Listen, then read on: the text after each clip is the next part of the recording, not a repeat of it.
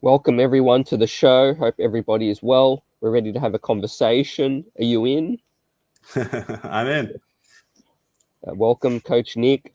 I'm joined by EJ, co-host. How are we doing, EJ? Doing great. Excited to be here on with Coach Nick for the first time. So this is going to be a great one. It's going to be a real great one. Thanks so much for joining us, Coach Nick. My pleasure. Yeah, absolutely. Yep. Thanks everyone for coming through. Appreciate your patience as well. We had some tech issues with the previous scheduled show 30 minutes ago, but we're here. We're ready to chop this thing up. The topic today is the East as well. It's going to be a tough season for the New York Knicks, but we're here to preview what our thoughts are and what we can expect players to watch as well, and the latest news. And yeah, Coach, we haven't had a chance to chat, since the whole Donovan Mitchell thing went down. And last time we spoke, we know, you were okay with the Knicks, not going all in because of what it may cost and Mitchell's game. But to me, it has a lot to do with the Jalen Brunson acquisition as well. I feel like those two were a bit, similar in terms of, needing the ball and things like that. How did you unpack what went down? Well, it was certainly finally something exciting to talk about in the offseason, where literally nothing between Brunson and Mitchell signing happened.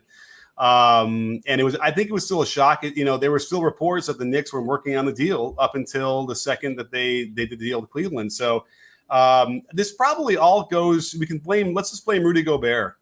Let's blame Danny Ainge. That deal that they did with Minnesota, I think it just screwed up everything, because suddenly there was this fake market set up where Rudy was worth, was it 4 first-round picks? Yeah, 4. Yeah. And, that just made the demand for everything else so much higher, and no one wanted to do that. But like I said before, I didn't really feel like it was going to be worth the effort and what they had to give up to get him. For that team. The East is going to be a bloodbath. This is really going to be an interesting season, because we've said this in the past, the East is finally coming up to the West, and that really hadn't really borne out too much as far as depth goes. But I got to tell you, I think now they're really catching up, and it's going to be really tough. So it's like, where were the Knicks going to end up anyway with Donovan Mitchell and Brunson in the backcourt? They're better, but they're still probably trying to barely make in the play-in, I think.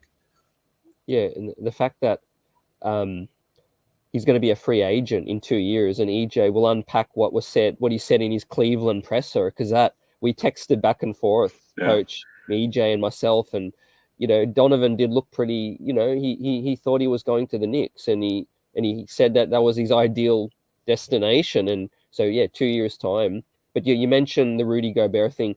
EJ and I also joked about KD couldn't get traded because of that thing. So in what league can Kevin Durant not get traded? Oh, I know. I mean, I was prepping that video all summer long, waiting for the trade to happen. I was going to do a video on why he wanted to get traded. And listen, that got me into a deep dive of watching OKC footage with him and Russ. It's a weird thing where he just seems to get sort of in situations where he probably doesn't necessarily like the guards he's playing with. I think Steph was one that he did like, but I do feel like Russ was a guy who, I know that they said they were best friends and they ride and die together, but it was clear going back. If you go back and watch those playoff games when Russ and him were in their prime, you see all the things that we saw from Russ last year, all the things that were troubling, missed layups and bad shot selection. He was able to sandwich that around some amazing finishes, but man, it was to watch the deep in the playoffs, guys making mistakes like Russ would make. I could see why KD wanted to get out of there, and I think the same thing was happening in Brooklyn with Kyrie missing a lot of games. He's acting very strange. He's always acted strange, and now he's sharing. Oh my God, Alex Jones stuff. And, so it must be an interesting experience being his teammate like it was with Russ. And so naturally, maybe he want to get out of there. But yeah, bottom line is the market got really twisted really early. And by the way, I'm sure Danny Ainge is happy. He now has 10 first-round picks to show for those two players. They're well stocked. Coach, speaking of the Brooklyn Nets, like you just said earlier, the Knicks weren't probably going to be competing for a championship next season if they had Donovan Mitchell, or with or without Donovan Mitchell. But we had a chance to talk briefly about KD and the Brooklyn Nets. We see some rankings that have the Brooklyn Nets possibly competing for a championship. We have some rankings where we see them kind of towards the bottom of the East. What do you think will be the 2022-2023 season? What would it be like for Brooklyn Nets? Well, like I had said probably in the last pod too, like we deserve to see KD, Kyrie, and Ben Simmons together, even though all those or two of those guys just want to get the heck out of there. I'm really glad that they kind of got things together and organized and they're going to make a go of this, because it's a terrific team. They really are. I mean, as long as they don't let Ben Simmons just wander down the dunker spot and let his man gum up the works. It's so funny because I've encountered now all of these different things on YouTube and Twitter talking about the dunker spot and how it's a great position to be in because you get to drive and you can dump it off and let him dunk. It didn't work that way, though, for Simmons for whatever reason. Like his man would just get in the way and it would basically make the offense slow to a crawl. So as long as they can figure out a way where they can get it in his hands in the half court enough times for him to be a serious threat, then I don't see them. They should have a top 5 offense, right? Top 5, top 6 offense. And then defensively, Simmons is obviously elite. They have other players around them that could really shore up stuff. KD still can be a really good defender. Claxton, they can throw guys out there that can play some good defense. Does it get them in the top 10 defensive rating wise? Probably not. I think they struggled with that last year, but they never had a really full team. But even if it was like 12 and they had an offensive rating that's ranked 5th, that should be pretty close to being title contenders for sure. Yeah. In terms of Knicks and Nets, if both of these teams get out slow, who's under more pressure? Oof, that's a good question. Well, I think it's probably still got to be Thibs, right? Remind me, Leon Rose is the president, and Thibs was there before, right? This is not Rose's guy, right? This is Rose's guy. Yeah, Rose's guy. This is Rose's guy. Yeah, it is. Oh, did he hire him? Forgive me. What's the timeline? Is that right? I believe, and the chat will definitely correct 2 this. years ago. Yeah, 2 years ago. Okay, good. Because by the way, if you're a head coach and the GM's changes, you might as well have a bag packed just because the GM's going to want to bring his own guy in. So that's actually a positive sign for Thibs. But yeah, I don't know if the Knicks fan base is going to be able to handle like a really bad start. Like in the first 25 games, if they only win like 8 of them, whatever, that's going to be tough. But you're right. Nash is also under the gun too. We had heard rumors that KD, wanted him gone or wanted Sean Marks gone or both. So be on the lookout. It's okay. Good question. I don't know, man. I think they're probably equal. I think this is an interesting race to see who might not stay there longer because of that. And I have a feeling that I just can't picture Brooklyn starting out that slow. I mean, I can't believe they'd be less than 13-12 in 25 games. I just can't believe that. But if they won, 11 and went 11-14, then Nash might be a hotter seat. Yeah, I don't think the Nets will get out slow, but I think their expectations to win a championship and their window is so small. So the pressure on them is going to be immense. And you mentioned, Nash, Kyrie Irving is on record as, not being a fan. And Joe Tsai had to put out a statement to say that he's got, full support with Sean Marks.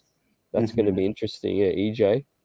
Yeah, I was just going to ask Coach Nick about Kyrie. I mean, I think that's I guess he's an X, Y, Z, A, B factor. How confident are you in terms of what Kyrie's going to be this season, particularly because there's a potential contract on the line?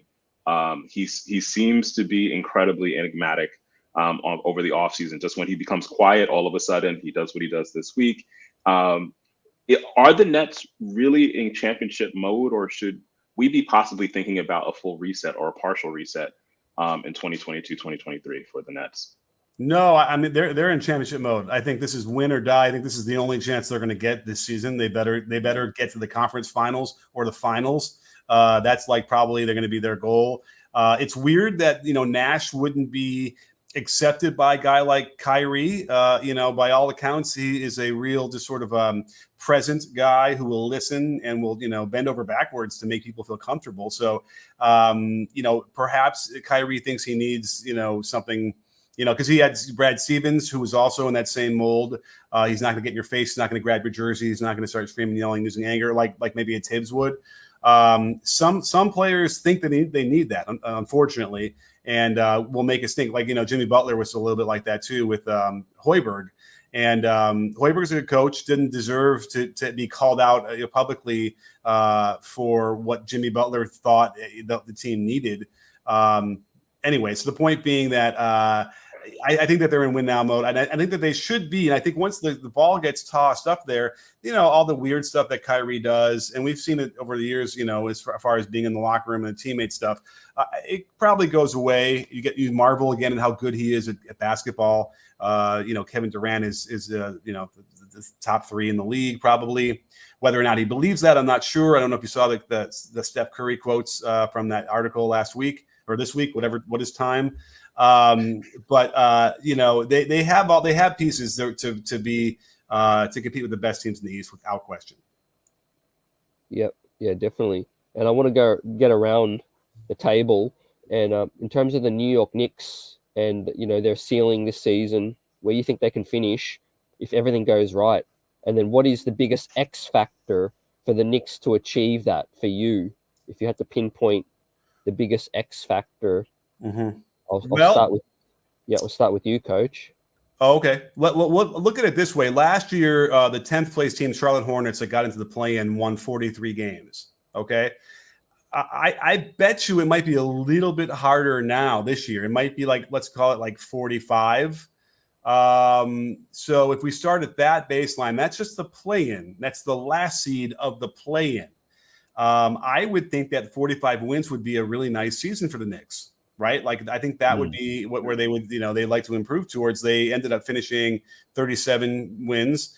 And, okay, they added Brunson. They now, what do we know? What do you hear most recently about, where is he?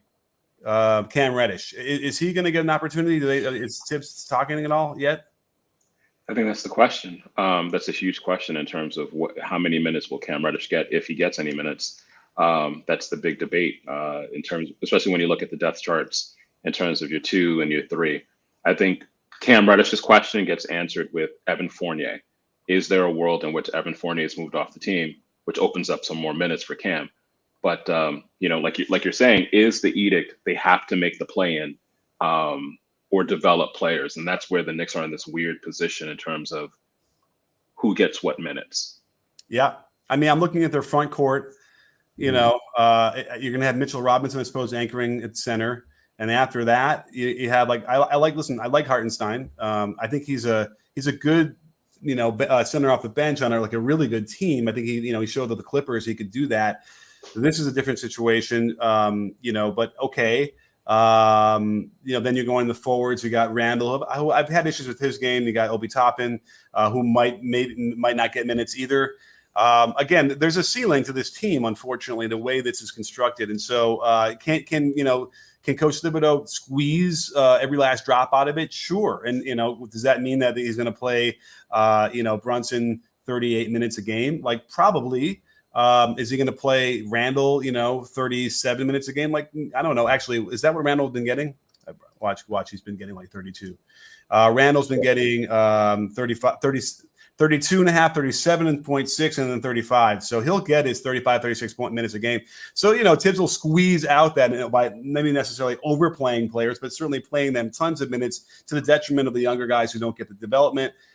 So again, I can't see them winning more than the 45 games, honestly, which is a nice improvement. It's eight game improvement from last year. That's probably the most you're going to get adding a guy like Brunson, right? I think that's actually maybe more than the stats would tell you they get. Yeah, if you see on the graphic, Coach and ESPN power rankings, which was early August, had the Knicks 39 wins, 43 in 10th. And NBA.com have the Knicks at 10th power rankings as well, ahead of the Hornets, ahead of the Wizards as well. So I'm close to where you are. 40 to 45 is my realistic I do think, and we'll talk about more other teams, but I do think the Bulls and the Raptors, having them in sixth, are a bit overrated for me. Yeah. I mean, listen, one of the guys I was thinking about picking to be like the player that'll shift the balance of power in the East. I mean, I'm looking for a player who's played like 3 or 4 years, maybe, or he's going in maybe his 5th year, and he's on a pretty good team, and he could do something.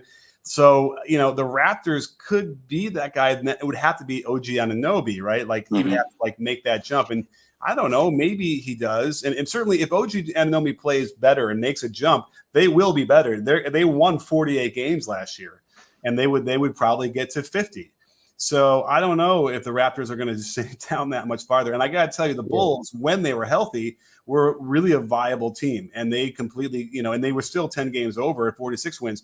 But, if they can keep Lonzo Ball on the court and then Caruso and then the other big three, they're going to win a lot of games. I mean, more games than the Knicks, certainly. So I don't know, man. There's a real glut. That's what I'm trying to tell you in the East. Atlanta has a chance to maybe kind of like reload, find their mojo from when they went to the conference finals 2 seasons ago. I still have hope that they can get somewhere like that. They have a lot of talent there. You got Brooklyn, you got Milwaukee, you got Boston, you got Miami. I mean, no one's dropping out of that.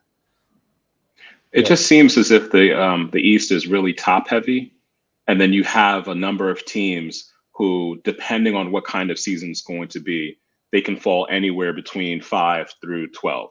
So, right, who's the top heavy? Who are the heavies? I would say definitely Milwaukee. If Milwaukee's healthy, the Sixers and the Celtics, and then the Nets to me seem as if there's a big question mark. Is Kyrie fully committed? Who is Ben Simmons? This is a Ben Simmons who has not played an entire season, and I'm not chastising him or anything. He talks about mental health issues, playing in one of the largest media markets in the entire world. What happens when he hits the back page of the New York Post and the New York Daily News, and Twitter goes on fire, something goes wrong in the season. That's so although I want to put Brooklyn in that top tier, there's so many question marks, and I think that's kind of one of the highlights of this season. Is there a lot of question marks in terms of teams that should be top tier teams? Oh yeah, so you put Brooklyn at 4th with a big question mark in the next tier, or whatever it is in the next tier. So that's the Bulls, Brooklyn. I think the Raptors are in there, and maybe you throw the Hawks in there. That's a group of 4. By the way, we haven't even mentioned the elephant in the room, Cleveland. Yeah. Cleveland could very well upset a lot of people who had grand plans to make, the Bulls, the Nets, you know what I mean? They could ultimately jump and make a jump that no one else will with Mitchell. Because it's funny, like I thought Mitchell wasn't going to fit in New York, and was he really going to propel them far enough? But in the situation with Cleveland, which is a lot different, we have to remember that Mitchell did lead a team in Utah to at least one number 1 finish in the West, and certainly a bunch of top finishes in that league for years. And he was the best player basically on those teams. So we can't sneeze at what Donovan Mitchell is going to do with his much better fit with Cleveland. And they might be the biggest X factor here that will disrupt a lot of things. I've got Cleveland ahead of Bulls and Raptors. Like, I think Donovan Mitchell makes it. Lonzo Ball, reports are he's still not healthy. And DeMar DeRozan, can he replicate what he did? Nikola Vucevic, is he going to hold up defensively? I just think, I think the Raptors are better than the Bulls, but I think the Cavs shoot above both of them. Yeah. Listen, I like what you're thinking. I think that's very possible. I mean, the Bulls, there was something going on there, and you had DeMar DeRozan doing his MVP impersonation for that big stretch when they had Levine to take pressure off of him, and Vucevic could be down low and doing stuff. And then Caruso was doing his thing and Ball. But again, it needs to be perfect for the Bulls, and they can't really afford to have any of those injuries. They got to have a narrow path that works well for them. It would work really well, but I'm with you. It would be easy for them to fall off that path based on the past injury, history for a lot of those guys, unfortunately. But I tend to go into the season sort of pretending that everyone's going to be healthy, relatively healthy, and that's my issue. But at least, and that gives me that that irrational exuberance that everyone sees in the beginning of the year. But I think what it'll do is it'll make the fans get rewarded because we will finally have a lot more good games. It just feels like last year wasn't so much, but the year before, it just felt like of the 8 games on a typical night, like 6 of them were terrible. Like it was, 6 of them were at least one of the matchups was like a team that was tanking or just not good or not interesting. At least now, I mean, of those 8 games, let's say I feel like we're going to have 5 that'll be good to watch and you want to tune in. So that's good. Yeah. But let me throw in this question, CT. There's a team we haven't really spoken about or touched upon, the Heat. Do we consider the Heat a top tier team, or are they more of that middle of the pack team? Like, what do we think about that? They were number 1 last year. Yeah. Talking about squeezing, like Coach says, talking about having a system and squeezing the most. You could plug and play so many players, and you get a competitive Heat every year defensively. Jimmy Butler, wear and tear, that's going to be the biggest X factor with them. Tyler Hero, talks that, he's due for his extension, right? Could that cloud the team a little? I mean, I'm interested to hear Coach's thoughts. And I think Atlanta, let's touch on their improvements as well as the Heat. Okay. Well, the Heat didn't do much if I'm looking at this to remind myself, right? They didn't really add anybody. They're going to run it back and hopefully figure out if like Duncan Robinson can find his mojo again, or is it just going to be Max Strus? Is it better because Strus has now more like experience, that they didn't have before at the NBA level? Will Kyle Lowry stay healthy? Can Oladipo return even more to his old self? I doubt it, but like he's still pretty viable. So yeah, they're going to be one of those teams that'll be very tough, and they'll win their 50 games probably. Like I can't see them, falling back too much. They could a little bit. There's a little bit of regression. Let me check. So last year they won 53 games. Yeah, they could top out at like 50 or 49 again, and then that drifts them back. So I don't think that they're in that top tier. You're right. The way it feels, even though they were able to sneak in there and win the East. 53 wins though to win the East is kind of crazy. That's just way low. It shouldn't have been that way. And I would assume we're not going to have another year like that, and the East feels stronger. So does that all make sense? Absolutely. They kind of feel like a team that is a great regular season team, but for some reason, you just already know that they've already maxed out where they're going to possibly be in terms of playoff contention. It's not definitely Butler though, because you want to say, well, they don't have that star, that go-to guy. Well, Butler is, and he's done it in the biggest stage possible in the finals, right? But not always, and he breaks down. And so it doesn't always feel that way, but I think it's a great call. The regular season where they get their players to play harder in the regular season than most other teams do, and that could very well be detrimental. They could maybe wear them out to the point where they're not prepared to have those fresh legs or fresher legs in the playoffs, where other teams have been coming in and being able to hurt them. I'd be willing to bet my mind's eye that their 3-point shooting goes down in the playoffs. And you know what? I don't know if I have time to be looking this while we're talking, but the point being that in my mind's eye kind of feels that way, where there's a drop off in certain key stats like that, which just indicates to me like, yeah, they're able to execute and do things at a higher level in the regular season, but when everyone else matches that in the playoffs, then it gets to be a lot more difficult. Yeah, they did bring back Udonis Haslem, I think, didn't they, for a record 20th season or whatever it may be. He was contemplating retirement. So, yeah, they bring him that locker room, veteran presence, stability, which is interesting. But, yeah, a good question from the chat. And Drizzy asked Coach Nick, what do people see in Scottie Barnes? And could the Raptors be better than the Heat? Could the Raptors be better than the Heat? And what do I think? Well, listen, Scottie Barnes, we love. He's just a multi-skilled young player who's got a lot of he's not intimidated at all, and when he came right into the league to be able to play. So I have a lot of confidence that he'll come in even better this year and continue to improve. I mean, where his baseline is fantastic for whatever, he's 20 years old now, whatever he is. So the question is he quite ready to handle that? That was the question that they had for Siakam after he started to get established as well. But they have a terrific coach. They have a lot of athletes who are long and want to compete. So they can make it very difficult for a lot of teams defensively. And so, yeah, I would think that they have a chance. I mean, they won the 48 games.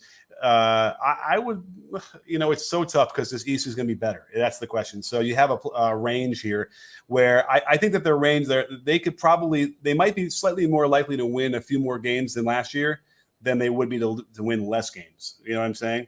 So I bet you they could get to 48 again, 49. That's more likely scenario than they would fall down to like 43 wins and then drop down into the play-in. And they're playing back in Canada. Yeah. As well. That's an X factor. So yeah, coach, in terms of, I'm not sure if you gave your X factor for the Knicks, but was it Tom Thibodeau or the X factor for the Knicks? I mean, I kind of want to say it's Cam Reddish. I've been waiting for him. I've liked him for years now when he's coming into the league. And if they could figure him out, I mean, the guy's a microwave. Even if it's off the bench, I mean, that's fine. That guy could really just fill it up in a hurry. And if that's the case, they certainly need that kind of injection of offense off the bench. Yeah, EJ, we had news today on Cam Reddish, which is pointing, and he's looking like a really in shape beast in the workout vids. Reports Ian Begley. Okay. Yeah, I think it goes back to that same question of, and Coach Nick, you mentioned it, is Thibs on the hot seat? If you're on the hot seat, are you going to play a Cam Reddish if your job is on the line? Or are you going to squeeze every single minute out of your starters?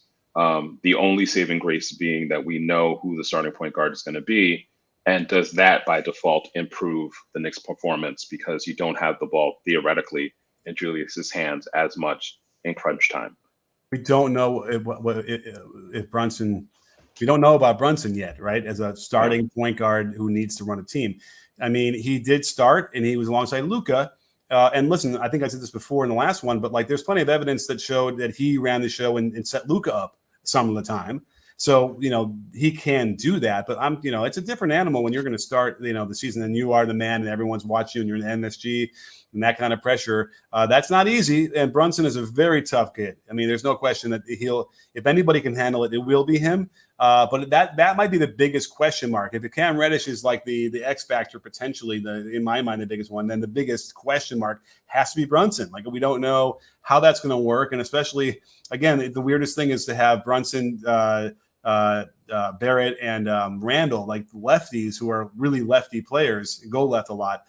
I don't know. I have to look. I don't know if we've ever had starting lineups with three of the five guys starting who are lefty. And I just wonder intrinsically if that's going to be an issue, like an infield shift in baseball. Yeah. Look, for me personally, I got to say, for this team to really improve, it's obviously got to be within. And I've got to say, I know Brunson's impact's profound, but I've got to say it's RJ Barrett, X factor this season. How much he improves will really could take this team to another level. I'm this is his last chance as far as I'm concerned, right? He's at a point of his career. He's going to have to kind of show the last jump. Now, it's not to say that he hasn't shown it, because he led the team in scoring or whatever. The second half of the season, he was lighting it up for over 20 a game. But yeah, it's time to see him improve on a couple different things. I think finishing in the basket. I mean, this is the things we went over last time.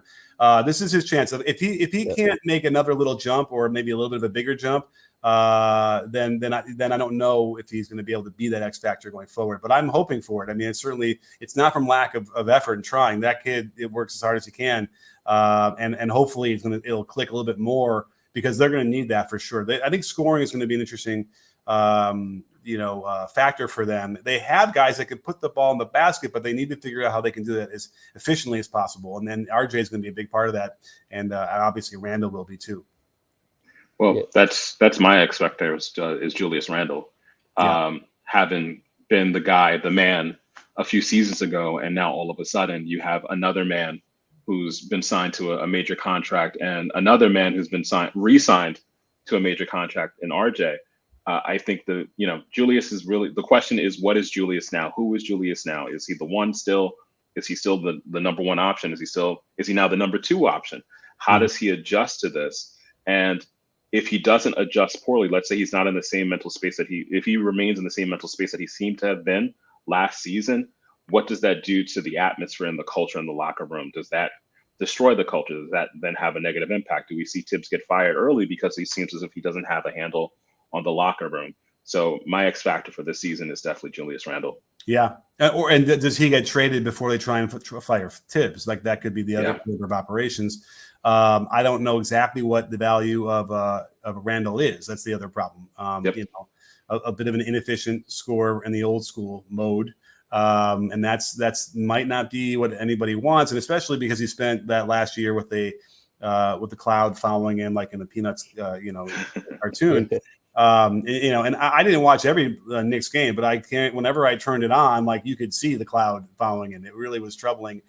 So he's got to turn that frown upside down really quickly. And I bet you Brunson will defer, you know, as the new guy. I sense that he will. And then he also might sense at some point after X amount of games that he's going to have to, you know, take it if they really want to begin to do better.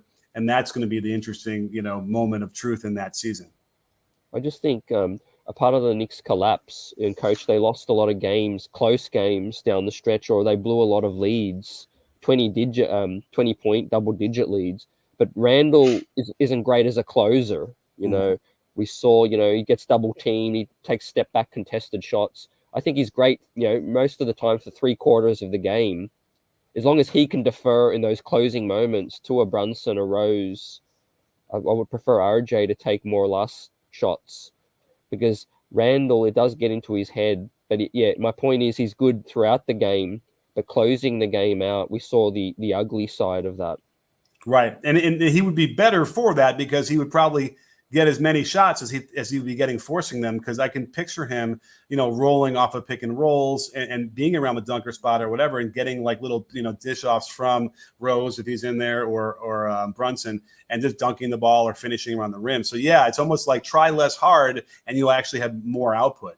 That certainly seems like a good scenario for him if he could trust that. But that's tough, man, because he's clearly got it in his mind that he is the man and he needs to be taking these shots. And, you know, Thibs was like, okay, let's find out. Let's explore this a little bit. And I think that we've seen now after, you know, 2 years of that it's not quite there. And who knows, maybe Randle has also seen that and looking enough film and they'll be able to solve that issue. And hopefully it does something to his value. I mean, you know, CT and I have spent a lot of time talking about this. I can't imagine a world where, you know, for the next 4 or 5 seasons, the starting four of the starting 5 are Brunson, Randle, RJ, and Mitch. That's a lot of that's not a lot of shooting there. And so at some point, does Randle have to do something to increase his value? And is this the season, the breaking point season where his value is either going to increase or it's going to decrease precipitously? Yeah. Can I throw one thing out there before I forget? Because I mentioned the Miami Heat and like their regular season, or you did actually, about regular versus playoffs. And then I sort of threw out the 3-point shooting. So while we were talking, I quickly called it up. So they were number 1 in the league in regular season last year from 3-point percentage at 37.9. And if you slip it to the playoffs, they plummet to 31.3, which would have ranked them 4th from the bottom of the 16 teams in the playoffs. So that's a pretty good indication right there of one of the reasons. And they had 18 games in the playoffs. I'm forgetting they got to where did they get to? Second round? No. Third round? How did they get the final? They didn't get the conference finals, did they? Now I'm forgetting. No. They got to the semi. They got the second round, right? I'm looking at it right now. They got to the conference finals against the Celtics, and they lost in 7 games. How do we all forget that? Yes. But, you know, that really, really hurts if you like rely on that. And that's what your bread and butter is. And you're nailing threes and it's giving you separation. And all of a sudden those threes aren't falling because, you know, the teams have ramped up their execution of the defensive end. Then you got to have other things and they couldn't find it. So that's a good example. I think I was talking about in my mind's eye, and there's the actual stat to back it up. In terms of the rotation, coach, you know, you're high on Cam, and there's the talk, you know, for Cam to get the opportunity. Evan Fournier is that kind of roadblock. He's getting paid 17, 18 mil. He's doing really well in FIBA now. The France are in the final. And, you know, there's talk that the Knicks' priority is to try to move Fournier and or Randle, you know. So that, to me, that's the only way Cam really gets into this rotation with Tom Thibodeau here. Yeah, is that the way you see it with Evan Fournier? Yeah, although I think with this depth chart, I would almost think that maybe Fournier would be on the shooting guard level, right? And then Cam could also, he's a little bit taller, but he could, I think that Fournier and Cam can both sort of vacillate between point guard and shooting guard and small forward. So maybe that there's a minutes in between those two that they can find as well. But I agree. Fournier is a guy who, I don't know. I doesn't strike me as like a Thibs kind of player. He's not necessarily like the most hard-nosed guy who's going to go in there and roll his sleeves up. But he can shoot the shit out of the ball, and so you that's a premium, and you need it. And he's got some size, right? Fournier is 6'7", right? At least I think, right? Yeah. Yeah. I mean, he tries to give effort. He just these physical shortcomings in terms of toughness, not. But his size helps him a bit more. Otherwise, he'd be a bigger liability. But he definitely shoots. He broke the franchise shooting 3-point record, coach. And if all it takes is to bring Randle and/or Fournier to the trade deadline, then so be it.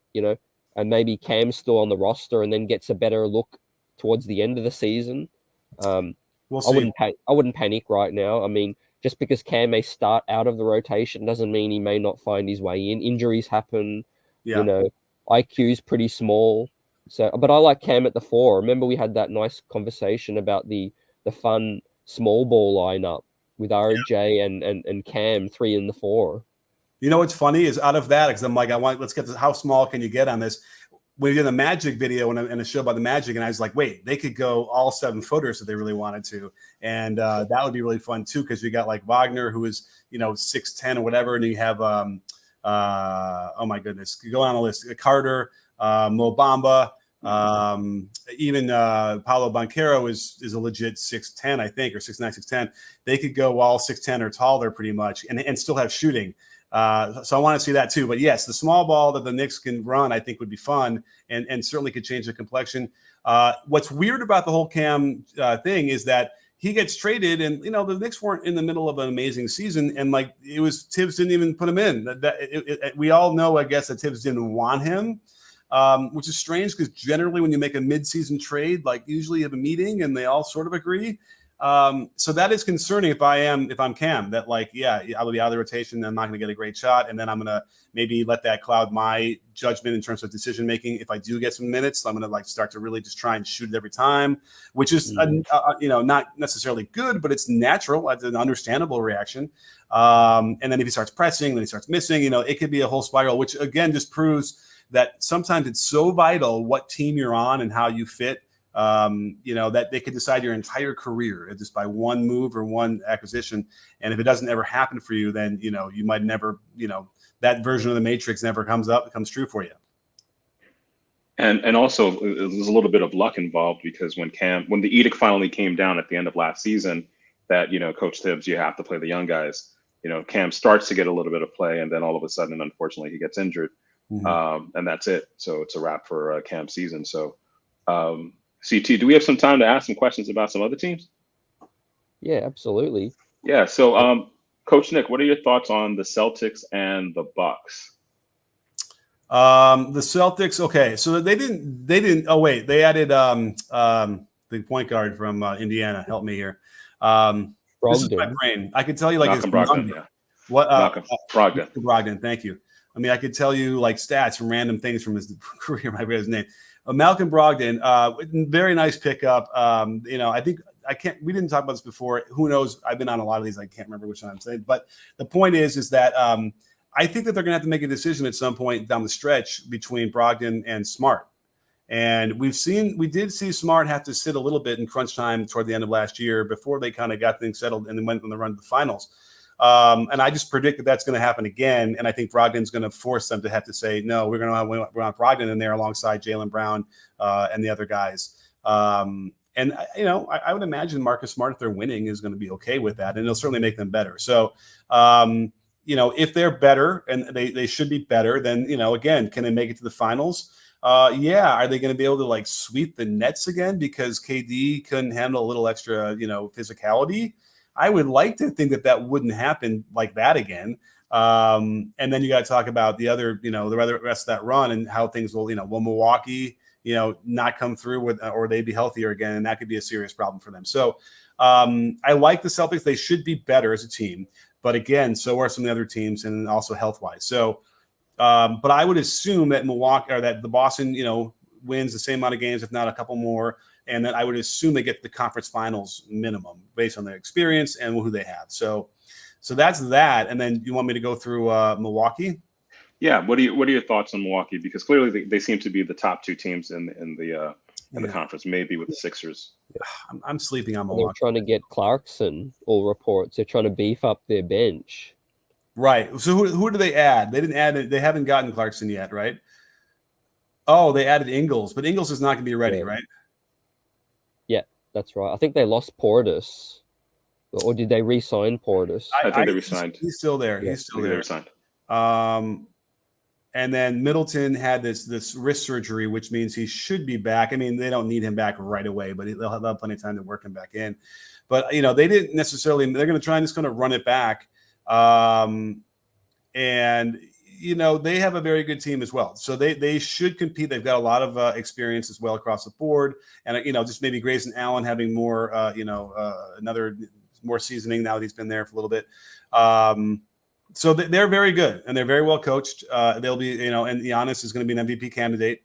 I like to see if Giannis is improved. I mean, we saw some stuff in Eurobasket from him, a little bit of shooting. There's better rhythm. And, the thing with like, for instance, we saw Russell Westbrook shooting in New York this week. They had footage and he's nailing a lot of threes. It looks better, but we've seen that before from Russ where it looks better. He's not hanging in the air and all that kind of stuff. And then he gets into the games and he goes right back the way he has been doing it, which is again, a very natural reaction. Giannis, at least, was working on it. We got him in real games with real pressure, and it looks like he has been able to adjust and use what he's been learning in the games. So, you can maybe expect him to get to, 34, 35% from three. And that poses a big problem. Now you got to deal with that. And that would be a huge difference, I think, for their offense. So I would expect, again, it's a bloodbath. I know it might be top heavy, even though I think I might give more credence to some of the teams below that top tier. But man, it's a bloodbath. I don't know how they're going to, those three teams to try and get the Eastern Conference Final. Someone's going to get, is going to feel pretty bad about themselves after that. Well, for the Celtics, it's all about the wings for me. It's a wings league, and they can defend and score. And I think they've got what it takes to tackle Giannis. Celtics, Bucks, it's going to be tough. Sixers, James Harden looking to come back in. Yeah, they're going to be really tough. I think Tobias Harris is going to come out and really be much better this year too for them as that third scorer. The Sixers, you got to give them, and they're a little bit thin, I think, in the depth department, but but when you have as as good of the top as they have, then you can be a little bit thinner. Like look at the Lakers when they won their title, right? After AD and LeBron, the next best player was either like KCP or Alex Caruso or something like that range. And it's like, and they won the whole thing in the bubble. The Sixers are not quite in that mold because they do have some players that go beyond that 4 and 5, but you have to include them somewhere. Maybe in that top tier. Maybe that top tier is, what did you say it was? You said the Celtics, the Celtics, Bucks, Sixers. Yeah. See, we have them in there. Yeah. I mean, it's interesting because for me, the Nets are in there, but I guess it's still a question mark. We need to see them together, but I would assume that they're going to show us they're in that same league within the first 20 games. Yeah, one team I'd like to get your thoughts on in flux is Hornets. Coach LaMelo Ball, by all reports, wants the team to move ahead and make some improvements. They're stuck with some contracts. Gordon Hayward, Terry Rozier, the Miles Bridges thing is a huge ripple with the Hornets. Did they come down on with a punishment for him? Not yet. No, it's in the that's weird. Process. Legal process. I guess they're just doing they're investigating.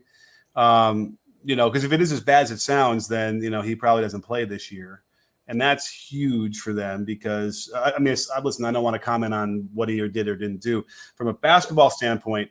He was a very vital piece to what they want to do, and he was just a really good player. So I don't know how they replace that necessarily so easily. But it's the roster is flawed, right? They don't really have good enough players up and down the lineup, really, to be anything better than what they were, which is, in the play-in and be fun. And I love LaMelo Ball, the way he plays. It's fun to play on, but he needs, he's the kind of guy I think that would be the best situation if he had two other top players, on this team, like not maybe all-stars or one other all-star and one other near all-star. And then you can really see some fun. There's some pressure taken off him because they can handle some of it. As it is now, they don't really have that. And, I don't remember if I was impressed by the way they play either. I'm trying to rack my brains now because they're sneaking into below my radar for some reason. But I think that there's something. Go ahead. Did get the good young big man from the draft. Wasn't it Mark Williams? Yeah, from Duke. They needed that big man. They needed to solidify that. Okay, young big men in the NBA don't always make an immediate impact. But we'll see. I love it if they get a chance. I certainly would probably like to see him get more run than Mason Plumlee. I think at this point, 10 years into his career, it's we know what he can do. Let's see the young guys. Let's see if they can give a little bit more and have a bit more of an X factor for them. PJ Washington's another guy who I really like as well. He's sort of an undersized forward for the way that he likes to play. But again, they have some young talent. They have some pieces, but they're just another two pieces away from being in contention. Yeah. And Coach, I just wanted to get your thoughts on IQ as well, because as a Knicks young player, we talked about it last time and his potential. There's reports today, that he come into the season with a larger role from the get-go. How can you see IQ fitting into this team, having an impact? Well, I guess you can't start if you're going to have Brunson and RJ in the backcourt, right? And that's too bad because, I think Knicks fans have been clamoring for that. And I, even from his rookie year, what I like are players that come in and who are not intimidated by the veterans. They feel like they belong, they act like they belong, and they can show that they belong with their shot making and playmaking. And this guy is again in that realm where he can really make some plays. I love his floater game. Let me just check. He actually shot really well from three his rookie year and then had a regression.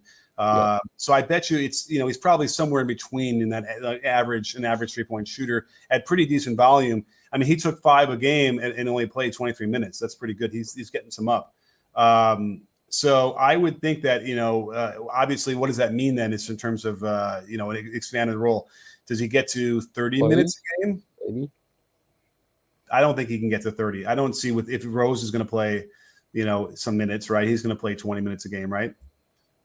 Yeah, I could see Thibs loves him. Coach, as you might know, that he just loves his work ethic. He's improving on the defensive side, but I think IQ is a guy that, and EJ, you could probably agree, is that I could see IQ closing games. Yeah, he has that gene where he's just not afraid to take a big shot. Guys. Yeah. So you're thinking IQ and Brunson in the backcourt? Yeah, possibly. Yep. And even Brunson IQ Rose, super small. Oh, yeah. Wow. Okay. If you need offense in the last 3 minutes of a game, Coach, that could stretch some guys out. Or is he going to want to go to some sort of defensive lineup because he had a 4-point lead and whatever? I get that too, but you got to put the ball in the basket because the other team's going to do that against you, their best players on the floor. So I don't know. I'm all for it. I think he deserves more of a shot, and he'll probably play even better if he does. Listen, he's not been efficient from the floor outside of even shooting the threes pretty well. But look at his field goal percentage overall, below 40% both those years. So he needs to improve that. And the argument could very well be that if he gets the 27, 28 minutes in a rhythm going, then he will. There's a lot of players out there. There's only the one ball. So it's going to be rough. Someone's going to probably end up being unhappy, if not more than one person between, Randle and Barrett and Rose and Brunson. That's going to be tough to find shots in and around that unless Thibs can somehow create the greatest motion offense we've seen. EJ, did you have any last questions for Coach? I guess, is there a team in the East, one of the teams we haven't really spoken about, whether it's Washington or the Pistons, aka the Central Division Knicks, or any other team from the bottom that you might have a magical season and may not necessarily make the regular playoffs, but might make a play-in? Is there a team that you're thinking, okay, this is a team to watch that might be really exciting? Oh yeah, I mean, it's the Pistons, but really it's the Magic. The Pistons are putting together something really good. They're probably not quite ready yet, and neither are the Magic. But like the Magic, they're going to have the Rookie of the Year, I think, in Banchero. He's going to be the Rookie of the Year. I mean, and that might have even been if Chet didn't get hurt. I think Banchero would have been anyway. They have I did the video on this. It's the most fun team in the NBA going through the season. I released that a little while ago, and I stand by that. They're going to be really, really fun. They got a lot of again, they could go 5 guys 6'10" over, and hopefully they do, and still spread the floor. So Franz Wagner is terrific. We saw more of that from him in the Eurobasket. You have all the way up and down. It's a really nice team. They're building something there, and I think that the Magic. The only question now is like, are they still incentivized to try and get like one more pick? I mean, do they want to try and get Wembanyama alongside Chet? That would be even more insane. And that might happen because what's that? Big. Jonathan Isaac bouncing back is big. Yeah, absolutely. And if he could come back and have any semblance of what he had before, again, they're going to be stacked. And the only way they can maintain this notion of getting another high draft pick would be they'll be really competitive, they'll be really fun. Then all of a sudden, the last 5 minutes of the game, somebody kind of tweaked his ankle, so we have to put him at the end of the bench. And this guy's hammy hurts a little bit, so you know what I mean. And then they end up losing by about 9 or 10, but everyone goes home happy. It was a good game. That might happen again, but I think it's time. The Magic should start to really turn this thing on. Get Jalen Suggs going. He's been developing. I like his game as a fifth player on that team that fits in much better. And then that means a guy like Cole Anthony comes off the bench now, and that's clearly his better suit. I think he would do well against the substitutes in the NBA versus throwing him in the starting lineup. And he had some success there, but it was a little bit of a mirage, I think. They have tools, they have pieces. I'm very excited to see them. I think that they're gonna shock some teams. And the question is, are they going to end up, somehow not winning those games for whatever reason in the last few minutes? That might be enough for them for one more year until they get that high draft pick, and then I'll call it here. They're going to be top of the East within 2 years. Yeah, I agree, Coach. You hit with that. I think they're my sneaky underrated team, the Magic. They made so much improvement. And I think the Pacers, who are projected to be last, have still got a decent team. Miles Turner's still there, Halliburton, Chris Duarte.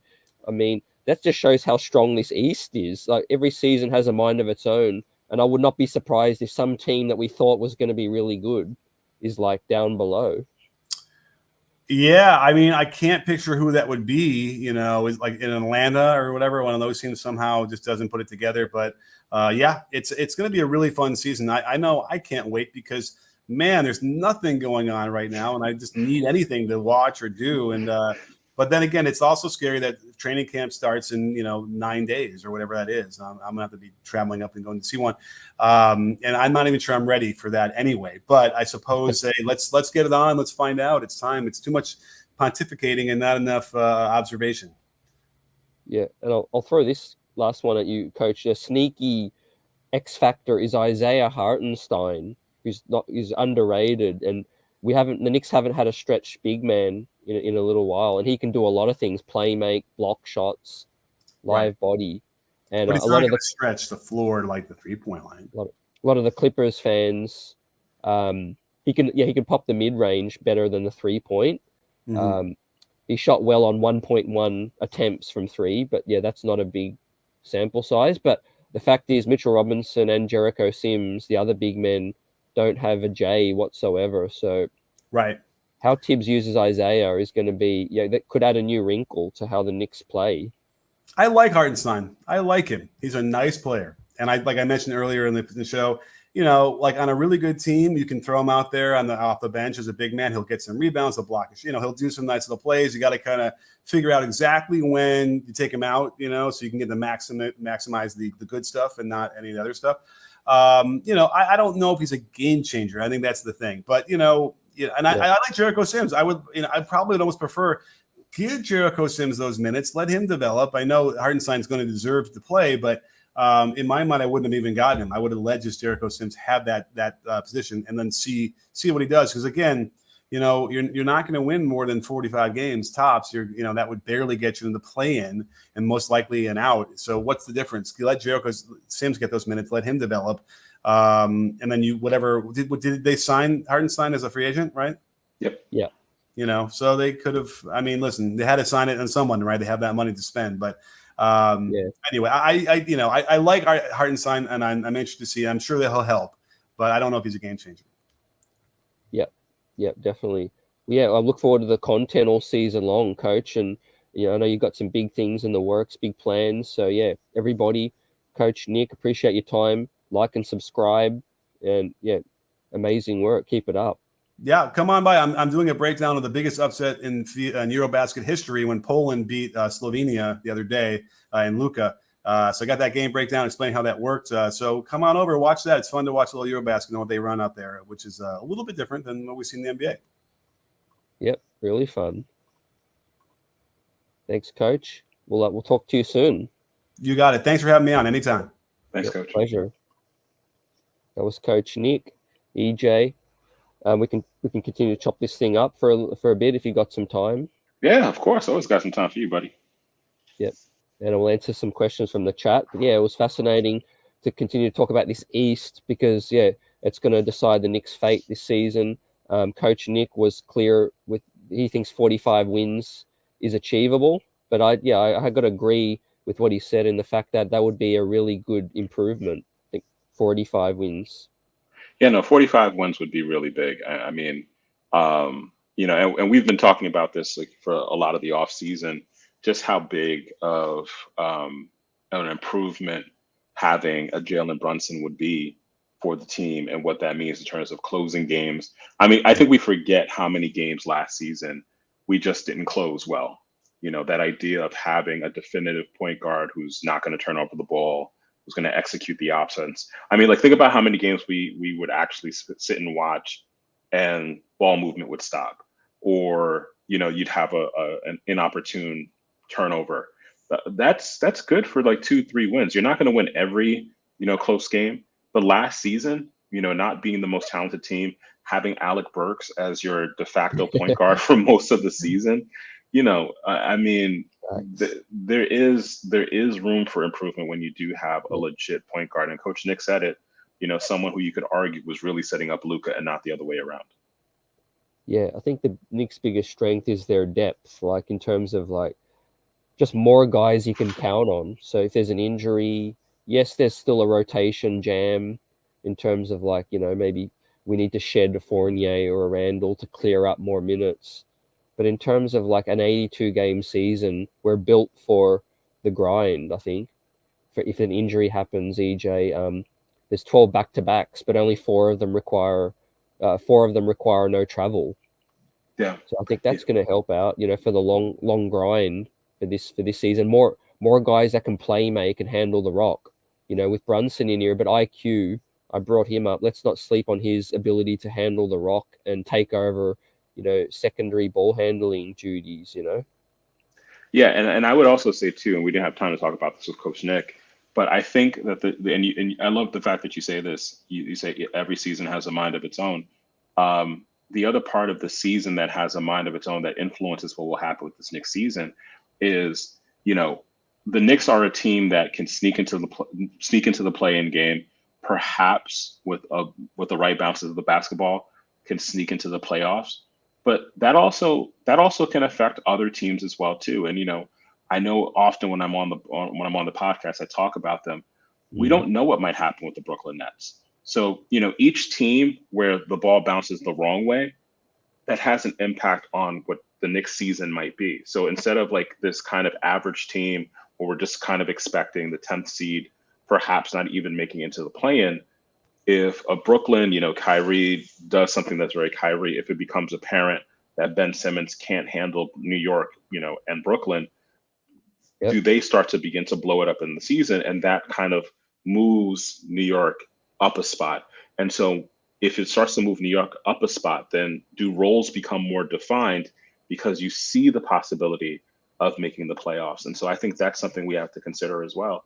And there are a bunch of teams in that position. It's not just the Nets, it's the Bulls as well. The Bulls, there are a lot of question marks about that team. You know, do they become mid-season sellers at some point? And because they become sellers, the front office, our front office, begins to consider, well, we might have a legitimate shot at the playoffs here. Yeah, definitely. And that's why I drummed that point home about each season has a mind of its own. Remember the bubble where the Heat were in the finals, and then the next year when the Knicks were the 4th seed, the Heat just didn't even look like the same team anymore. Yeah. And then the next season they bounced back. So I'm like, and I've got to remind everyone every year, like, look at this East, and just it's reset basically. A brand new season doesn't mean the fact that the Bulls did this well last season. It means it's going to happen again. You know, these are just predictions on paper. And like I said, there's a surprise every year. The Wizards might be in the top 3 after 15 games. You know, the Bulls might have an injury and then they're down near below. Look how slow Atlanta got out of the gate last season. They were hyped up as being like the next thing, the top 4, but Atlanta were like barely play-in most of last season. So this season's going to be completely new, different, and I'm just excited. And I think the Knicks can stack up against anybody outside of the top 4. You know. And bro, let's not forget. Like, I mean, we watch a lot of basketball, but I'm pretty sure that, it was a month into the season and the Wizards were off to this incredible start. I don't, maybe I'm remembering it incorrectly, but I'm pretty sure the Wizards like started off this hot start, and what ended up becoming of them, as Tariq says, last year is history. Yeah, it is history. But like, it's just important to consider that for a team like the Knicks, that is a potential play-in team or a potential, not make the playoffs at all kind of team. What does happen to other teams will influence what happens to our team in the middle of the playoffs. In the middle of the season. And is Coach Thibs given the order, okay, we're really trying to make the playoffs, so is Julius going to play heavier minutes? Or if it's kind of clear the Knicks aren't going to make the playoffs, do they start to reset during the middle of the season as well and try to move a piece like Fournier, try to move a Julius? So, yeah, each season does have a mind of its own. And I could rattle off like 5 things that went wrong last season. We didn't have Derrick Rose for most of the season. We didn't have Nerlens Noel for most of the season. Thibs misused Alec Burks at point guard. We had the worst version of Randle we've had. We've added Jalen Brunson. We've added Hartenstein. We have Cam Reddish for more than half a season. Quentin Grimes is coming into his 2nd year. Obi Toppin, Immanuel Quickley, and RJ. We're not including their improvement. So, I mean, improvement from within, it's like that's the biggest thing that people are sleeping on the Knicks. They're looking at additions and acquisitions. They're not sort of thinking about what sort of didn't go right and what went wrong last season. Yeah, I mean, we had to rely on a missing Nerlens Noel. We had to rely on Taj, who's no longer with the team. Derrick Rose, who was such, right. And each season is different, but each season helps us to understand the next season. So, Derrick Rose was such an integral part of that 2020 season, and having veteran leadership. Every time we've been on with Mark Berman, we've talked about the importance of veteran leadership, and particularly because the Knicks are a relatively young team. Derrick Rose is traveling with the Knicks. That's one of your veteran leaders right there. So that does help, hopefully, influence the locker room in a more positive way, because I think it was pretty clear last season that there were some issues in the locker room. There were a lot of frustrations, so much so that by the middle of the season, we were already hearing the fire Thibs rumors start to swirl. So if you have a healthy Derrick Rose, that's big. You can have confidence in more pieces at the end of games, as opposed to the Alec Burks experiment where you're like, love him, he works hard, but that's not the guy you want playing point guard. Yeah, and I think with Brunson up in the air, Rose should stay more healthy. Hopefully, like 30 hits on the bench is crazy, but I'm still more inclined to sell Rose at the deadline if he's healthy, playing well, and a contender would love him for a pick.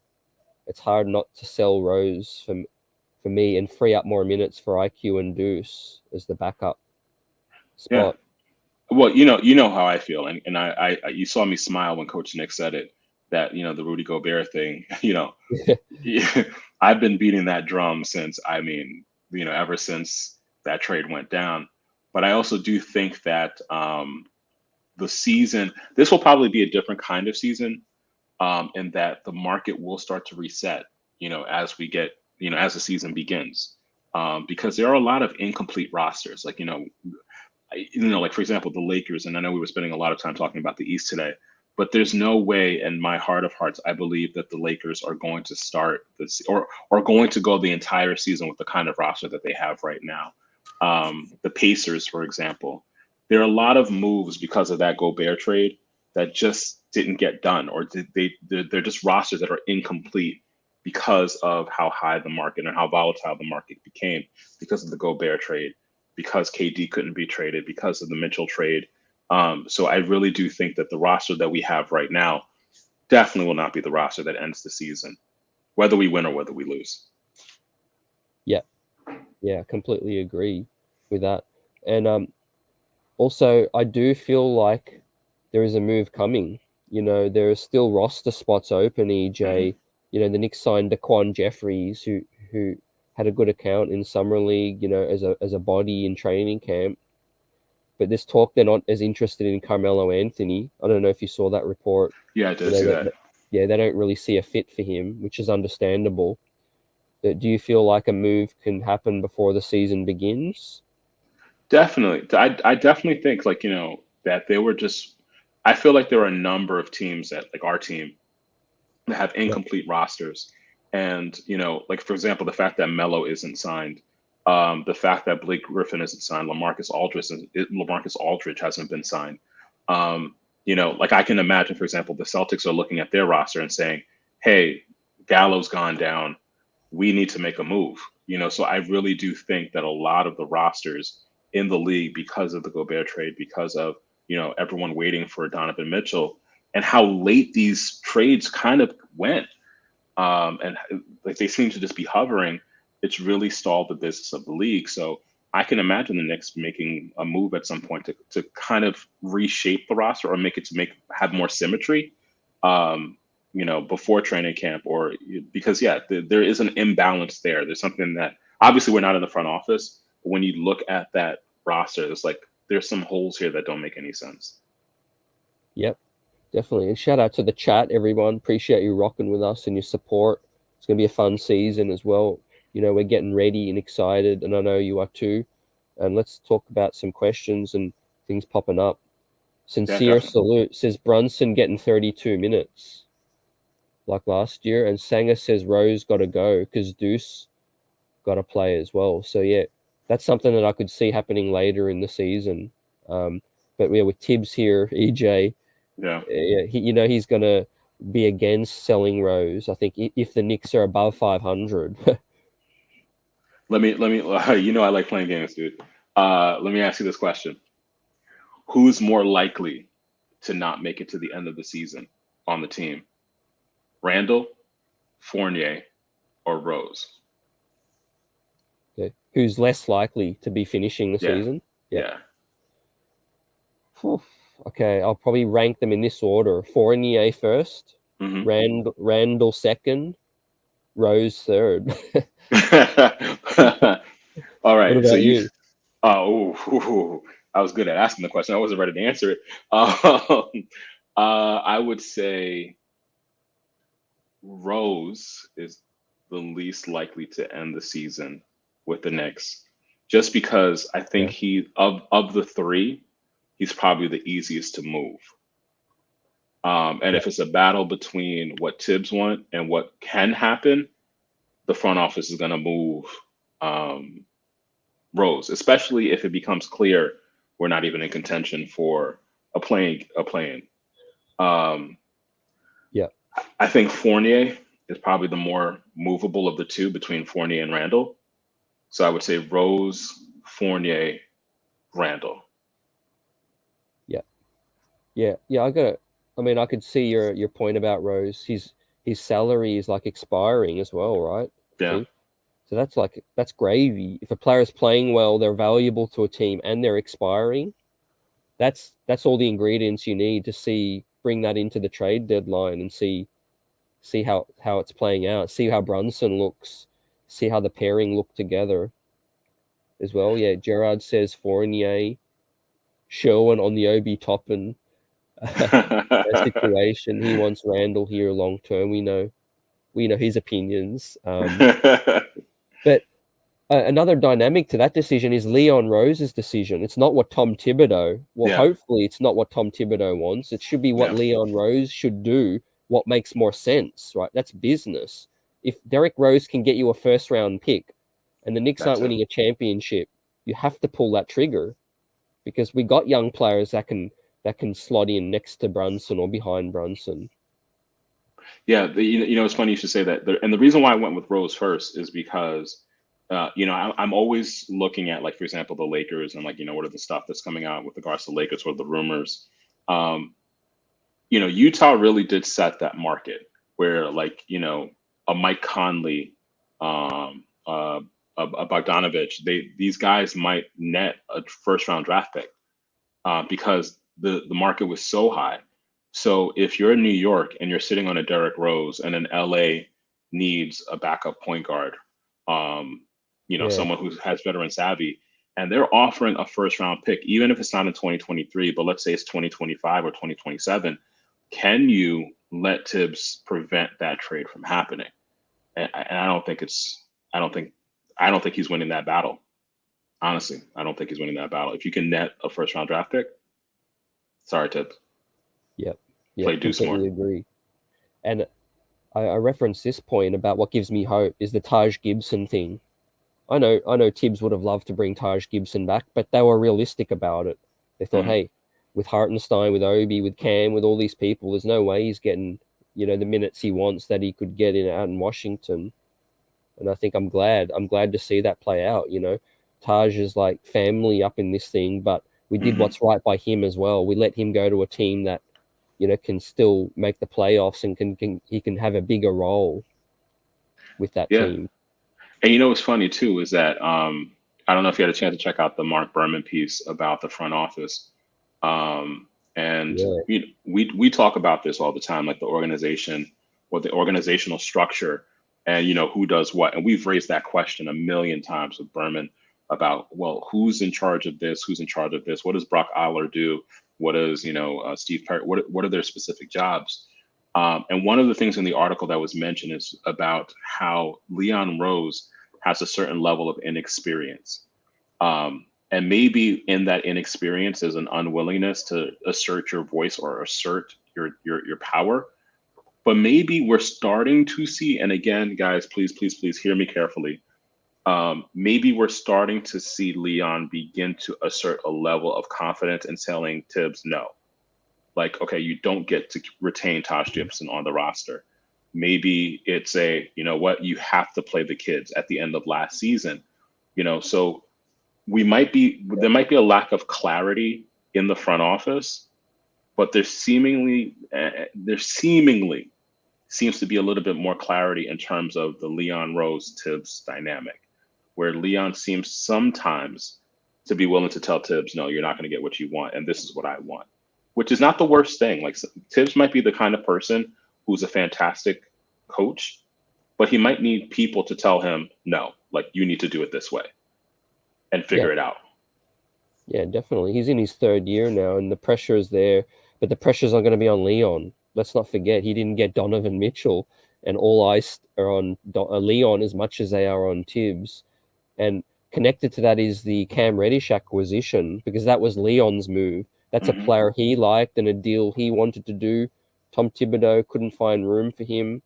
That's going to be a big move in terms of what they do with Cam that will tell us what the dynamic is between Leon and Thibs, and whether Leon's just going to pull rank. Because the Cam Reddish thing, we talked about the asset we gave up.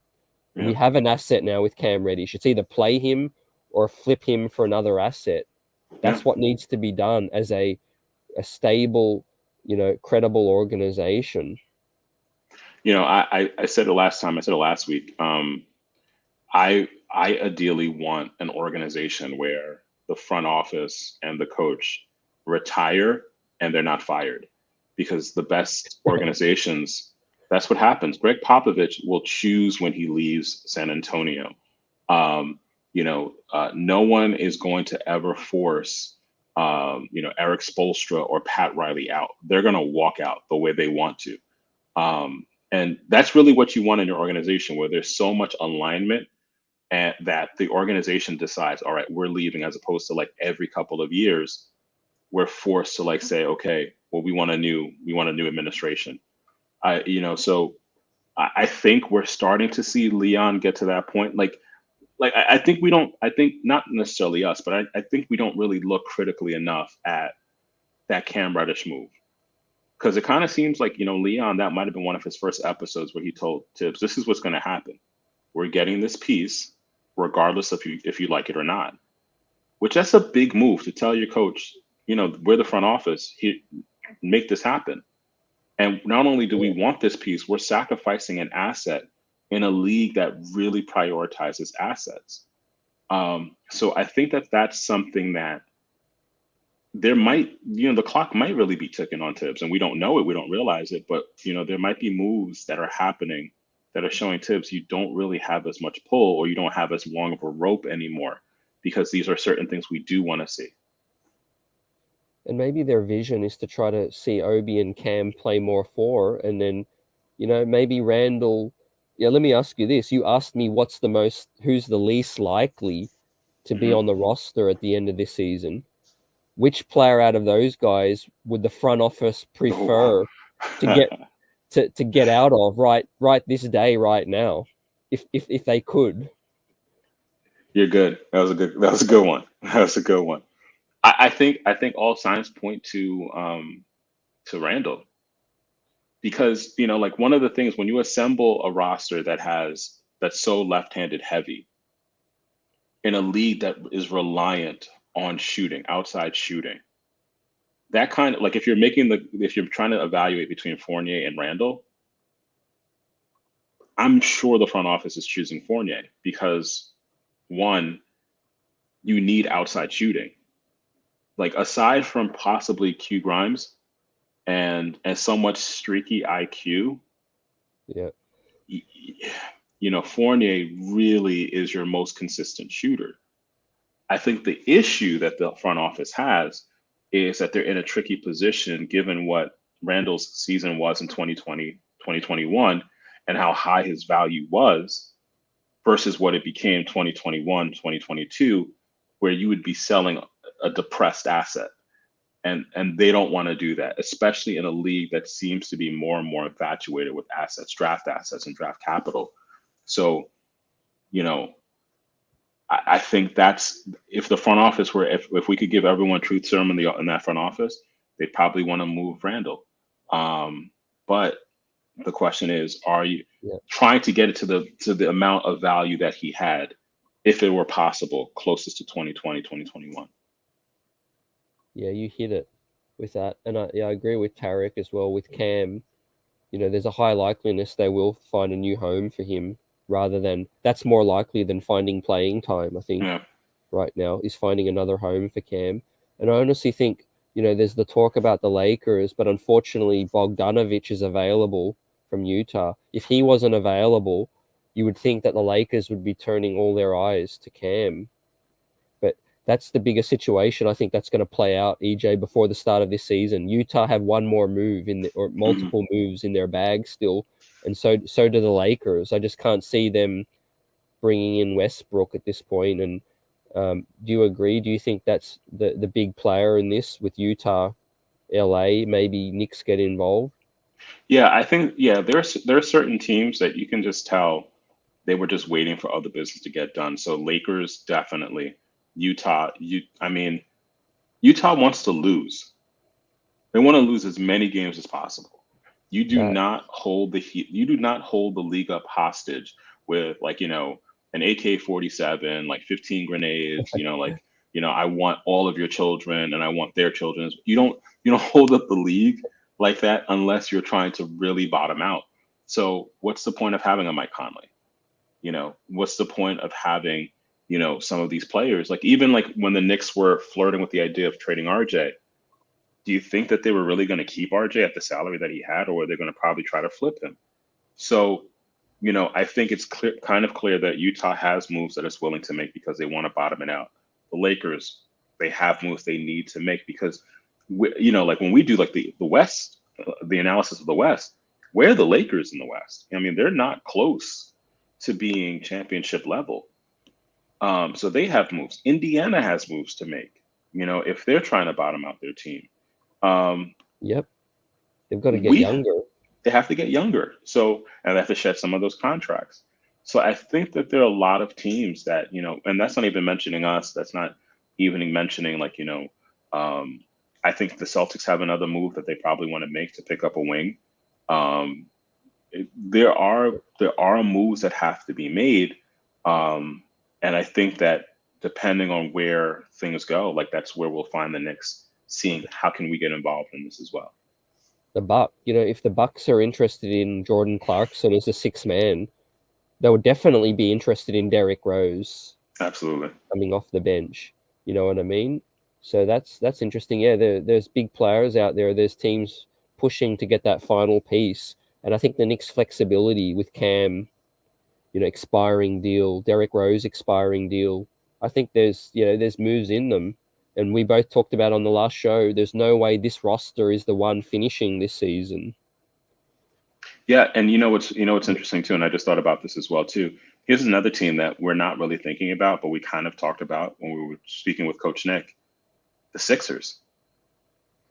The Sixers need depth in some positions if they want to make a clear and honest run at a championship, because Joel Embiid last season balled out of his mind. He balled out of his mind. But Joel Embiid is also that kind of player where, and I don't want to say it, I don't want to jinx it, but he's that kind of player where you just kind of know at some point there's gonna be a season where he's not going to be fully healthy. So you can't have a James Harden who seems really locked in, from all the stuff that we've seen on social media, who seems really like, he's ready mentally, his body's in tune, like his mental and his physical seem to be in tune. Joel Embiid seems to be really hungry, so much so that he was pretty much flirting with Jimmy Butler, like, during the playoffs. They're the kind of team that, you don't waste that. You don't waste that, those pieces and say, okay, we'll try to figure this out next season. No, this is the season where you need to swing something to get a complementary piece. And so they're a team that we're sleeping on in terms of wanting to make a move to add something. Yeah, absolutely. I put in the chat too, Phoenix. I've been hearing a lot of talk. We know the huge news to come out of Phoenix, and there could be an imploding of sorts, an uprising if the NBA doesn't do something about this. Absolutely. A 1-year suspension for Robert Sarver from, reported, behavior. That was an unacceptable punishment. Not going to get into it too much, but yeah, for me, I think the players aren't happy. You see LeBron James speaking up, Chris Paul speaking up, and we already talked about it. Phoenix were already on their last kind of year or two of window contention in my eyes. So, yeah. Bro, I mean, it's funny you should mention that, because this is, again, like, CT's my boy, and like there's, we chat offline. That line that you say about every season having its own mind. And, I always take it from the historical perspective. Isn't it ironic that the Robert Sarver information came out, and who's one of his most important players? Chris Paul. The last time we've seen this, when it came to the Clippers, who was one of the more instrumental players in the league at that time, who happened to be on the Clippers? Chris Paul. Yeah. And you're not one of the most important players in the league, having a significant role in the players union, who voiced so much with the Donald Sterling episodes. So the reason why I bring it up, and not to get too deep into it, this is what, CT means in terms of like, every season has its own mind, and things can turn on a dime, whether it's a Bridges in Charlotte, whether it's a Robert Sarver in Phoenix. things. I mean, and the Phoenix situation was already tenuous because we've talked about the Ayton situation. We've asked the question: at what point does Chris Paul, age? At what point does he become an old guy, an old player? So these are all things that are at some point during this upcoming season that will have some sort of impact on the league and possible things that happen. I just thought of, I don't think CP3 ever aged. I could see a big three with Bronny James, LeBron James, and CP3. That is very possible. And then Keon Anthony enters the league and takes them over the top. Yeah. They don't age. I mean, but that's, if you're a baller, you're a baller. I'm sure like a 45-year-old Jamal Crawford could kill a few dudes in the league right now. And I know why he's upset he's not in the league. It's not. It's just the league's trying to go younger, but he could outplay some players in the league. Like if you're skilled, you're skilled, And also those kind of players, like what's really cool about them, and I mean, this is the difference between a Melo and a J.R. Smith. Again, they're not on the same plane in terms of players, but Melo was able to kind of morph or evolve as a player, especially from this time when he wasn't in the league. Chris Paul just seems to have that kind of intelligence where he'll figure out a way. How do I keep on playing if I want to play? LeBron James has that kind of intelligence where it's like, all right, what do I have to do to continue to be a player? And also LeBron James is also a smart businessman. He'll figure out how to be in the most ideal situation for himself as well. So. Definitely. Yeah, in terms of like sure things, I know we can't really bank everything happening. What's the most sure thing that you can bank on with the Knicks? What's the you were breaking up a little bit, at least on my end. What I think you asked the question, CT. What's the most bankable thing we can count on for the Knicks? I think that was your question.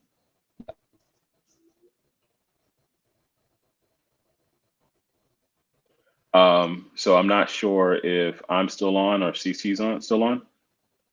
CT, you there? Yep, I'm just breaking it. All right. So let me, I'll try to hold it down while you get that fixed. So I think the question that CT asked to the chat was, what's the one thing we can bank on the most for the Knicks this upcoming season? Feel free to put your thoughts in the chat as well. What do you think is definitely going to happen for the Knicks this season?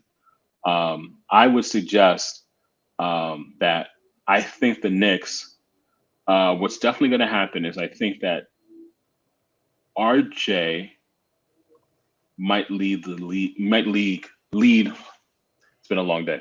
RJ might lead the team in scoring this season. I think that's something we can bank on. Ooh, It's a hot take. You got me?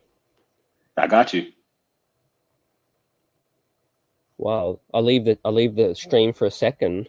I'm coming in hot. No, I think high usage. Yeah.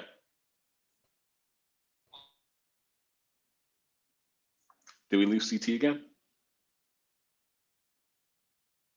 All right. So while CT is getting this situated, let's take a look at some of what you guys said. Bricks Nation, thank you so much for letting me know that you guys can still hear me. Shaw Power said to my hot take, not if Randle plays the small forward. Anthony says Anthony has big dreams of seeing RJ put up 30, 10, and 6. Hewlett, thank you so much for the shout out for CT. 19 Can Man says 25 home wins. So you're thinking that the Knicks are going to win more than 50% of the home games at MSG. Dirty Dancer, who's a frequent contributor to the show. Shout out to you, Dirty Dancer. Thank you so much for always supporting the show. Dirty Dancer says he can see Obi playing less than 20 minutes per game as long as Randle is here. Anthony 212, shout out to you, Anthony 212. That's that Manhattan area code. Says our defense. Do you think the defense is going to be good this season, or do you think the defense is going to be spotty? But shout out to you, Anthony. Vaughn Allen says that RJ will average 23.6 points per game. That's a really good average, especially because he finished the season averaging about 20. So we definitely want to look out for that.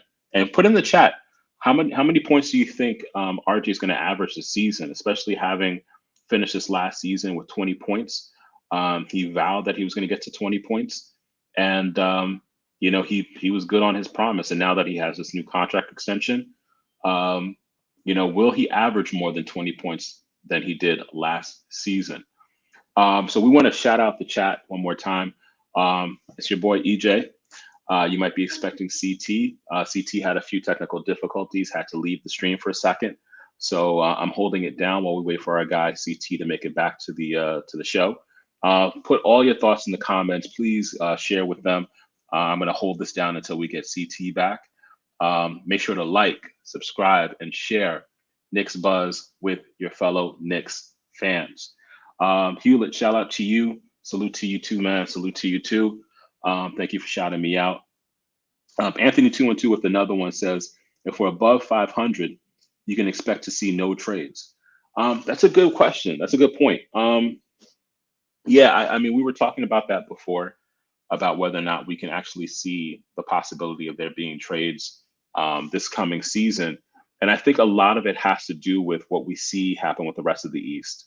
Because I think there are some teams, and this has been the trend the last few years, there have been some teams that they don't do as well as we anticipated. I think the best example of that would be last year with Atlanta. Think about how hyped people were, thinking how great Atlanta was going to be. You have this hot young star in Trae Young. They had just gotten Gallo. They have other pieces coming in. And then all of a sudden, for some reason, Atlanta's season last year just never came together. So if you have another team like that, and I think, for example, Chicago will definitely be that team this year. They've been injury riddled. There are big questions about the future of Lonzo Ball's career. Will he be able to sustain his career? Will he be able to play at the same level? DeMar DeRozan, do we actually believe in him as being the kind of player he was last season? So there are huge questions for Chicago. This is not hate. This is just objective fact. But the Brooklyn Nets, there are big questions as to whether or not the team is going to play well together.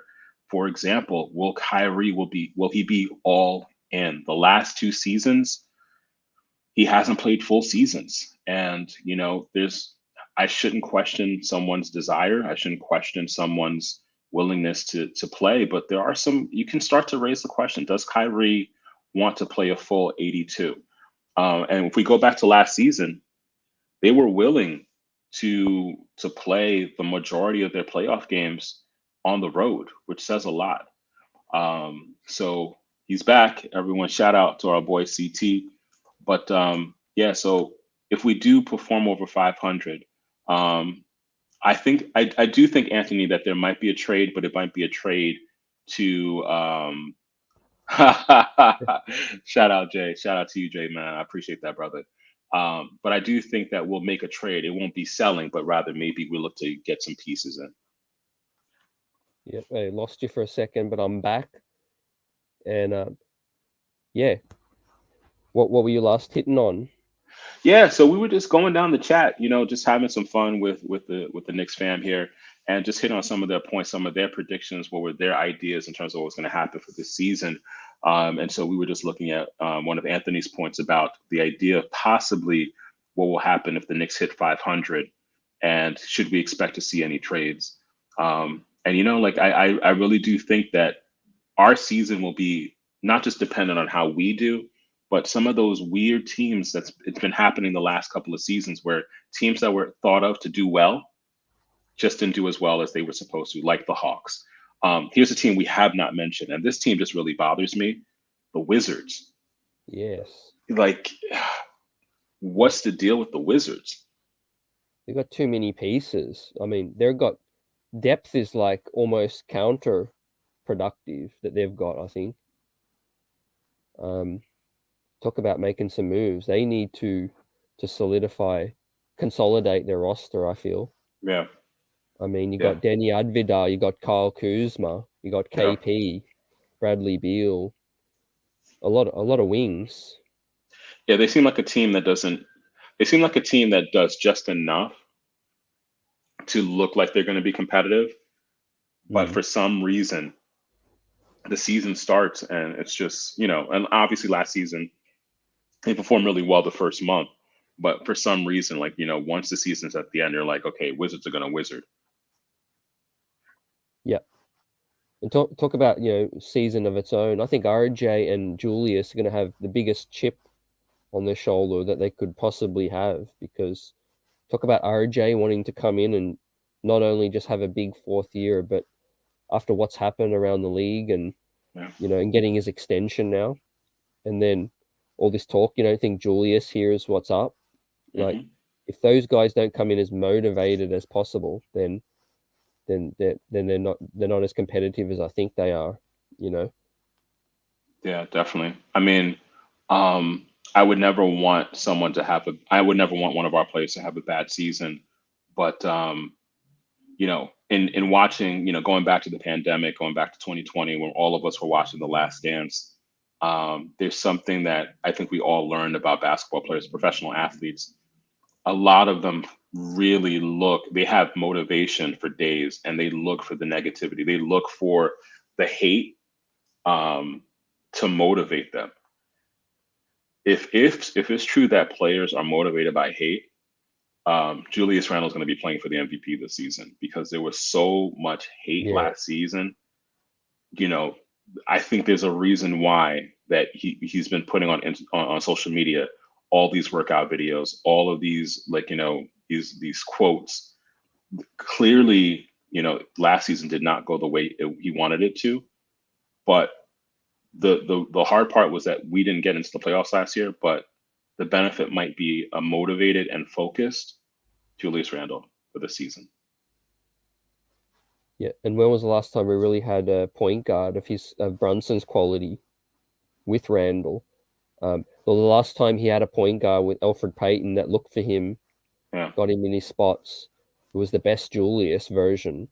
And this season, I don't buy into any kind of beef between him and Obi. I think Julius's concern was obviously, the frustrations with the chemistry. I think he missed Elfrid Payton, he missed Reggie Bullock, but I think chemistry could be the best thing this season. Believe it or not, with all these question marks, I think Jalen Brunson coming in here, familiarity with all the young kids that like each other as well. Chemistry could be the Knicks' biggest plus this season, I think, in the locker room. Yeah, and I think, I really try to look at it in terms of all of the nuances, all of the variables in play. You make a great point with regards to Elfrid Payton being that point. I mean, Elfrid Payton will not get to the Hall of Fame, but in terms of setting Julius up with where he wanted to be or what he wanted to do, if Julius needs that, that's just what Julius needs. And I'm not knocking it, but if you take that away, right, then maybe that's one of the reasons why that Julius had, maybe one of the reasons why Julius had a subpar season for him, or what we expected him to be last season, is because he didn't have a piece that helped position him in a better place. So, like, for example, when CT, we had technical difficulties, all of a sudden my role changed. It feels different. You know what I mean? It feels different. It's like, oh, wait, I have to figure out, how do I adjust? And there's, you see what I'm saying? So there's an adjustment. And I think that sometimes we as fans may not necessarily appreciate that and understand it. It takes some getting used to, not having someone who knows the position where you want to be, or who will look for you actively on the court, and all of a sudden your role changes. So I think that's something for us to consider as well, to help explain what happened last season. Yeah, and a topic that's not getting as much talk, EJ chat, is Rick Brunson.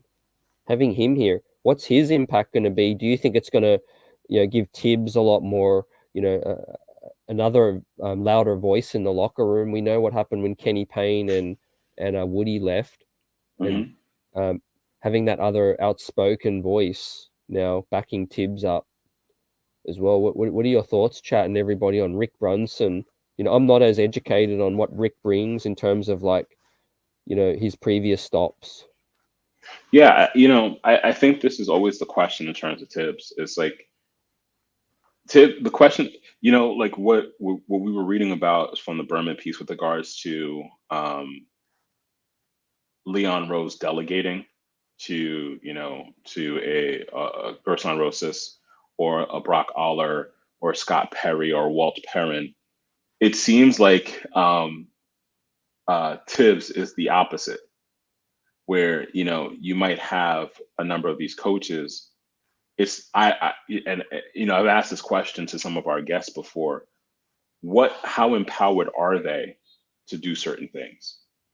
So I think that's Yeah, really like the question in terms of what will Rick Brunson bring to the Knicks. I think the question is really how empowered will he be by Tibbs, game day, on the sidelines, and that's one of those things in terms of leadership where sometimes the more you empower someone else, the better you are as a leader. It's not necessarily you doing it, but it's you empowering someone else to do something that they might see something, they might be able to communicate something, they might know something that you don't. And I don't know necessarily if the coaching staff is set up in that way to empower people in that way. So I think that's the big question. Like the question is the answer. What will Rick Brunson bring? What will he be allowed to bring? I think that's the question. yeah, great spin on that as well, because he's very experienced. He's Hmm. been in a player as well, for former players as well in the '90s era. Hmm. Let's also explore that element. He was a former New York Knicks player. He knows Madison Square Garden. He knows the pressure. He knows what it's like to play for this team, and having his son now here. I think that's just going to be the level of buy-in is going to be immense Yeah. for these guys who rep New York, who rep this team in the past, got family ties. And in terms of the most bankable thing for me, it's defense as well. Yeah. We've been above league average every year Tom Thibodeau's been here. And I think the schemes, the fact that look at all these players returning, Mitchell Robinson, the young core, RJ, Randle, they've all been under Tibbs for 2 seasons now. If they haven't grasped his defensive principles, then we're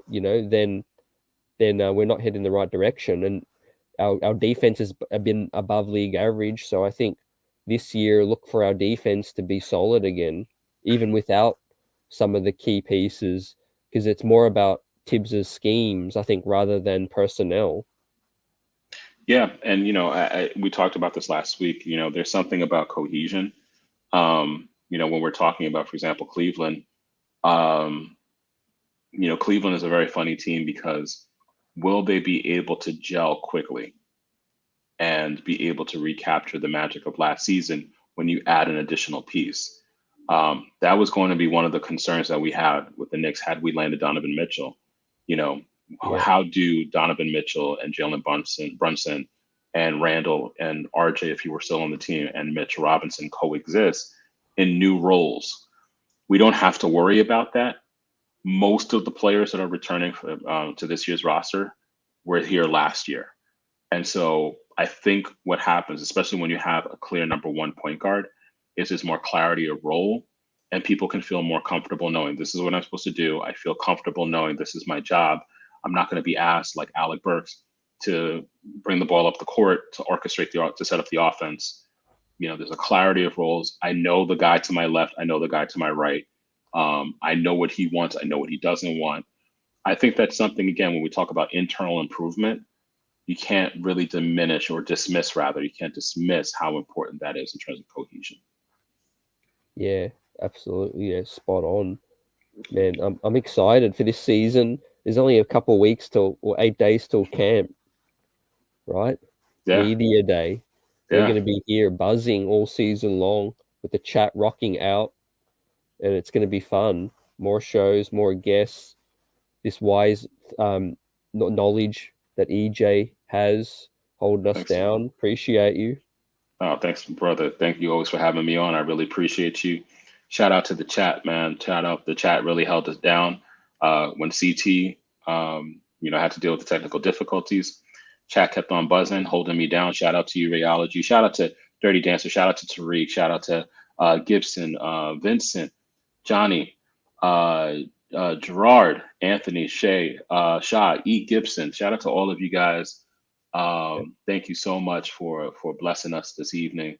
So thank you so much for being part of this family.